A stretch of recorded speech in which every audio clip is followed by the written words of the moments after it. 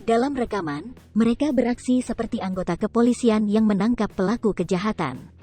Berdasarkan informasi yang dikumpulkan, Rahman Ces menangkap seorang warga bernama Rian 18 tahun warga Tambak Rejo, Dusun I, Desa Amplas, Kecamatan Percut Seituan, Selasa, tanggal 22 Juni tahun 2021. Pukul 12 waktu Indonesia Barat. Lantaran dituding mencuri kardus bekas di samping rumah Rahman yang ditaksir seharga Rp35.000. Tak hanya dituding, Rian pun dipukuli dan dipaksa mengaku melakukan pencurian. Saat kejadian, warga bernama Rudianto 40 tahun menanyakan tentang persoalan kericuhan tersebut, namun Rahman Ces membentak dan menganiayanya.